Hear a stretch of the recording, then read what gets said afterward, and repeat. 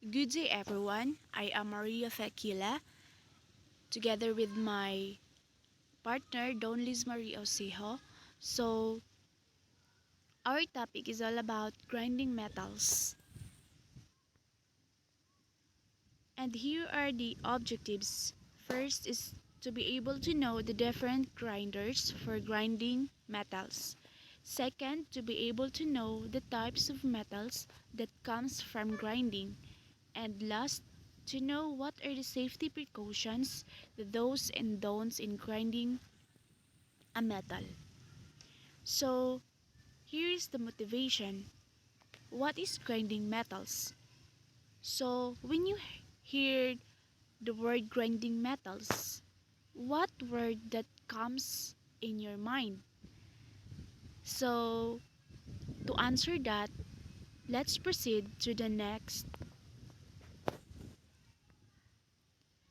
So, what is grinding metals? Metal grinding is a process that is used extensively in metal fabrication, and it is used to finish off rough edges, deburr metal parts, smooth welds, create sharp edges, and sometimes create unique finished looks like the jitterbug finish on a metal part.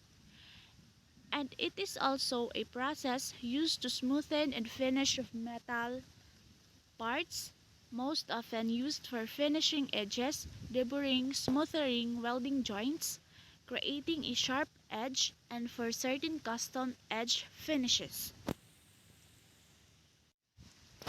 Okay, next is the types of grinders that is used in metal grindings. So there are six. First is belt grinder, bench grinder, cylinder grinder, surface grinder, bit grinder, and jig grinder. So next is the first one is belt grinder. It uses a belt with an abrasive coating to grind metal for surface finishes. And it is an abrasive machining process used on metals and other materials.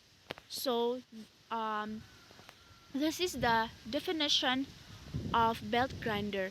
And for us to know and understand more about belt grinder, I want to show you a video. Okay, so in this video, we'll show the tips of knife makers because mostly belt grinders used to sharpen the knife, and it is also mostly used for knife makers in making knife. Okay, so let's watch.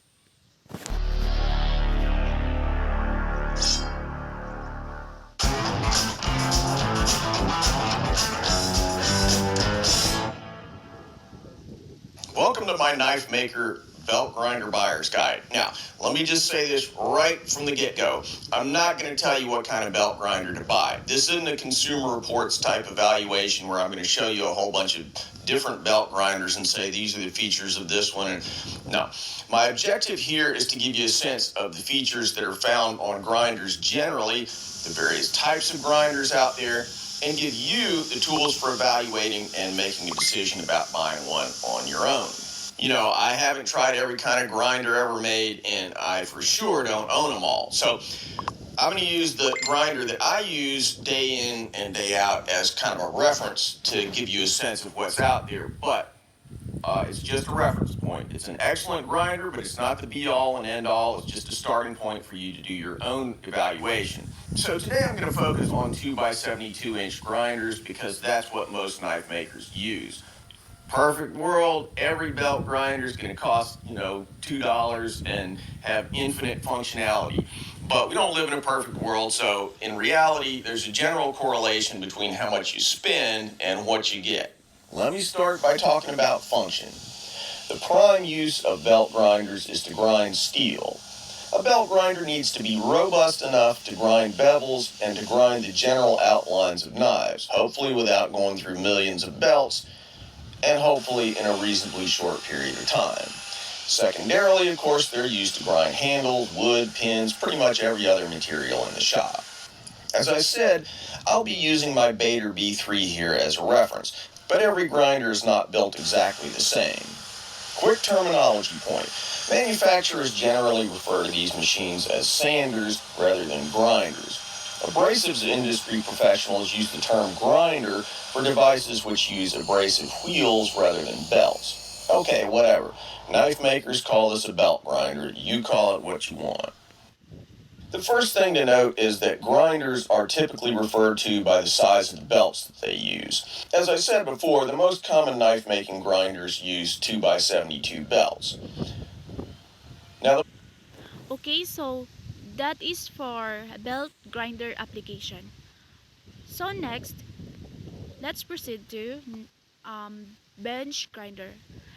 Bench grinder is a bench top grinder. It drives abrasive wheels to hand green tools and other types of rough grinding.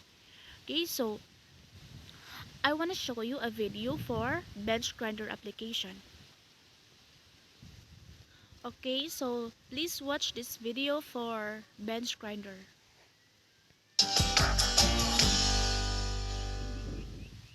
If you know how to use it correctly, the bench grinder can be the fastest way to prep your chisels and your plane irons for honing. You can also use it to restore a severely damaged edge on a tool maybe that you picked up at a flea market and get that ready for honing. Or you can reshape edges completely and form entirely new tools. But a lot of people give up on the bench grinder. They get uneven results, or they burn the tip again and again, turning the steel blue and removing its hardness. But there's no need to struggle. I'm going to show you an amazing, really old school tip that was brought to the magazine by Joel Moskowitz that has me grinding faster and more accurately than I ever have. Check it out. Before we get into technique, I need to say a few words about setting up a grinder the right way so you'll have success. Make sure your grinder has one of the new styles of wheel. Look for the word friable. That's what you want. That means the particles, as the wheel gets worn, they begin to break away, exposing new fresh edges, and the grinding wheel runs cooler. That's really important. The second thing is you want to throw away your old tool rests. These old tool rests stink, in a word. These are too rough, too small, and too hard to adjust. Get yourself an aftermarket rest like this Veritas from Lee Valley, which adjusts quickly and easily in every direction. Now here's that magic trick that makes the whole rest of my grinding technique possible. It's all about how you dress the wheel. I used to think it should be flat across the front. The weird thing is that it works much better if it's rounded slightly with a high point in the middle. So get yourself a flat diamond dresser like this one. They're not expensive. And then knock back the edges slightly to end up with a nice, smooth, gentle curve across the front.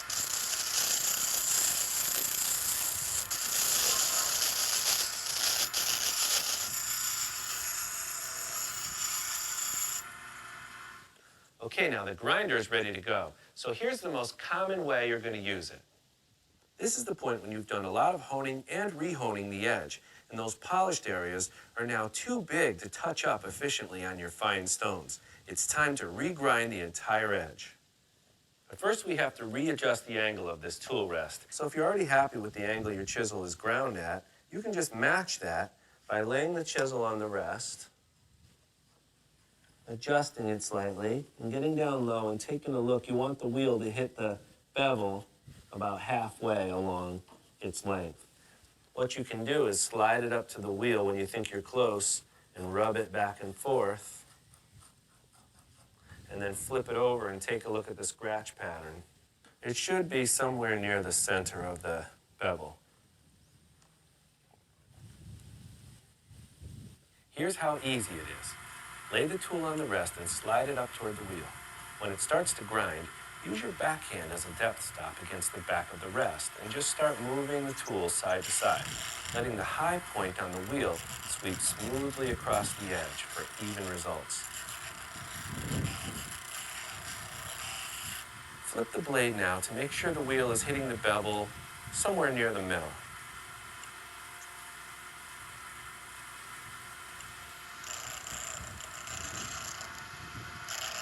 Then just turn it over occasionally to check your progress. It's easy to grind a bit more in some areas to even the bevel out. But grind lightly. That's one of the big keys. Okay, so that is for bench grinder. Okay, so the third one is cylinder grinder. A cylindrical grinder is used to shape the outer surfaces of subjects. Okay, so another video that you're going to watch. Okay, so this video will show the application of cylindrical grinding. Construction details of cylindrical grinding machine. A cylindrical grinding machine has headstock, tailstock, chuck, cross-feed hand wheel for table movement, grinding wheel, base, work table,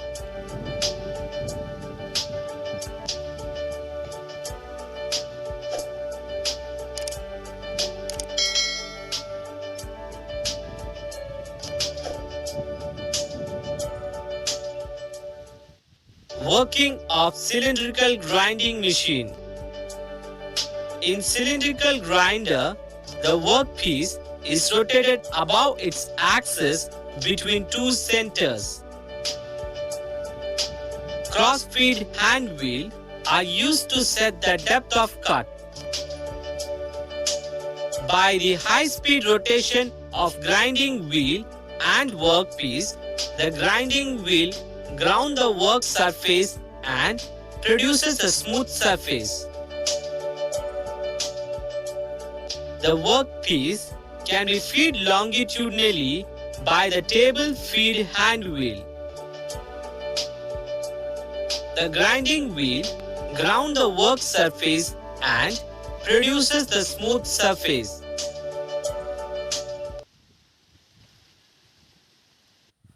Okay, so that is for cylinder grinder.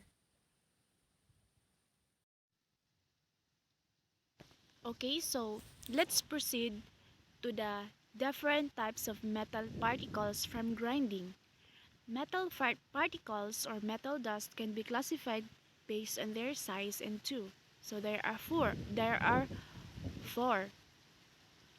First is metal swarf, second inhalable dust, third respirable dust, and fourth combustible metal dust. So first is metal swarf. Swarf refers to larger particles like metal chips, fillings, and darnings. Metal swarf ranges from spring-like tendrils to gritty dust.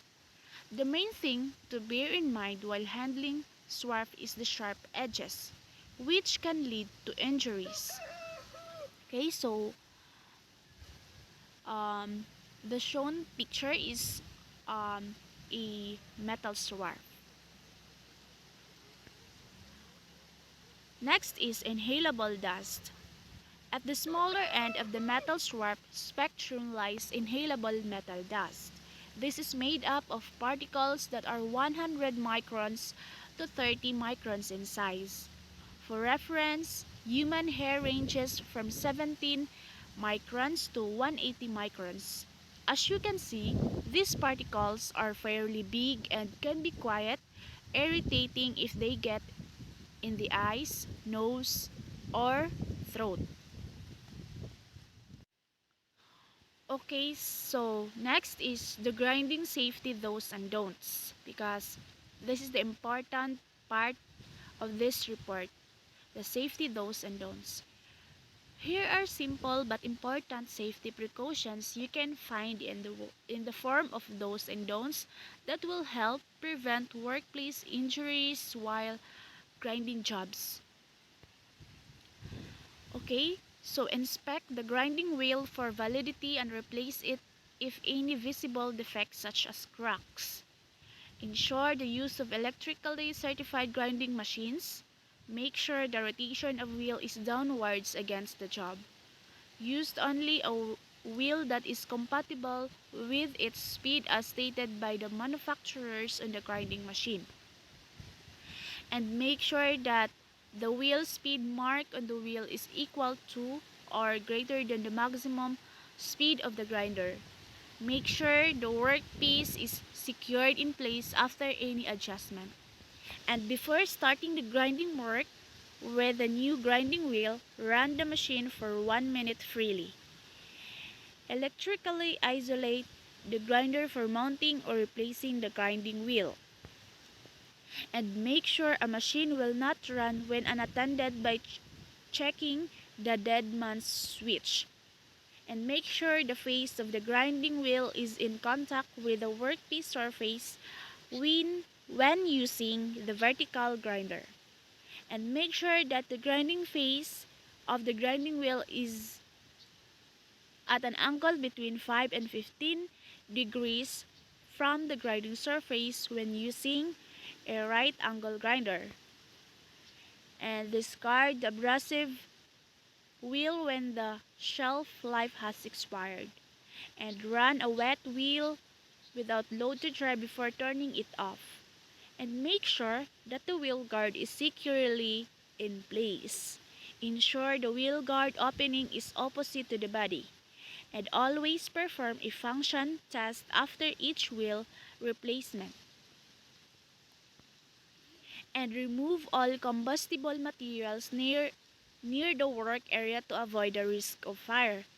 And use appropriate PPE such as leather gloves, face shield, safety goggle, apron, hearing protection, and etc. Stay alert and only work when you are medically fit, and allow the grinding wheel to reach full speed before starting the grinding job. And of course, maintain a firm grip with the hands, stabilize your body, and ensure a comfortable footing to avoid or control rebound forces. Alert co-worker to stay clear of the wheel when starting the grinders. And always use the side handle installed on the grinder to hold it firmly. And make sure the dust collection system is working. And also, disconnect the power source when you are finished working and before leaving the machine.